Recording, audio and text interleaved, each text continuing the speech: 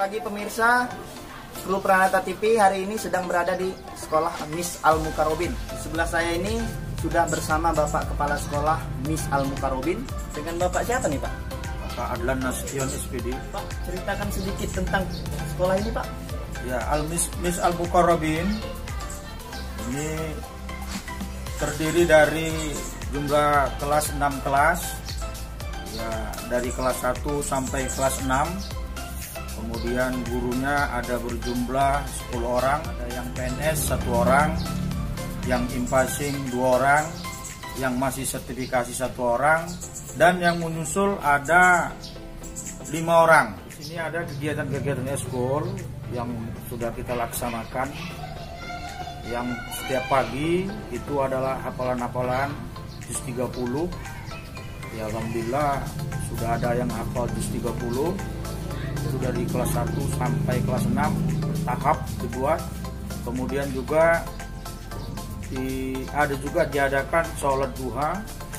Kemudian itu dibuat per kelas dia, setiap hari bergantian dari kelas 6 sampai kelas 1. Kemudian sholat zuhur berjamaah, nah itu juga dibuat setelah jam 1 itu anak-anak keluar semuanya, tapi kelasnya dimulai dari kelas 3 sampai kelas 6. Kelas 1 kelas 2 itu dia pulang cepat. Kemudian di hari Sabtu khusus itu ada eskul, ya, ada kegiatan eskul ekstrakurikuler untuk penambahan anak-anak kita di sini, yaitu ada dia tilawah, yaitu seni baca Al-Quran, kemudian ada ikro, kemudian ada belajar membaca, kemudian ada seni tari, ada dia silat, ada pramuka, dan ada belajar pidato atau yang disebut dengan retorika. Itulah kegiatan-kegiatan tambahan keunggulan yang kita buat di sini supaya berbeda dengan yang lain, karena memang di swasta ini kita harus meningkatkan, harus ada yang diunggulkan berbeda dengan kelas-kelas lain. Pak, perbedaan sekolah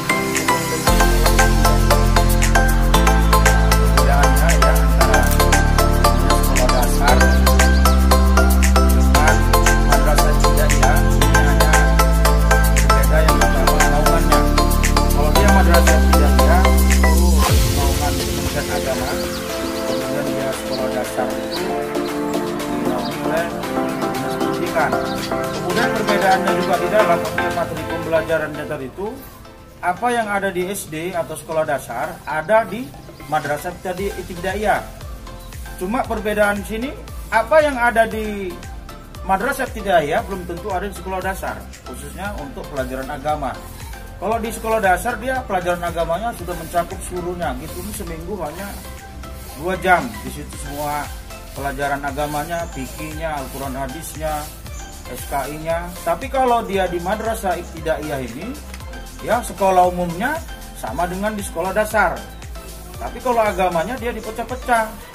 Pelajaran Al-Quran hadis khusus, fikihnya khusus, SKI-nya atau sejarah kebudayaan Islamnya khusus, akidah halaknya khusus, bahasa Arabnya khusus.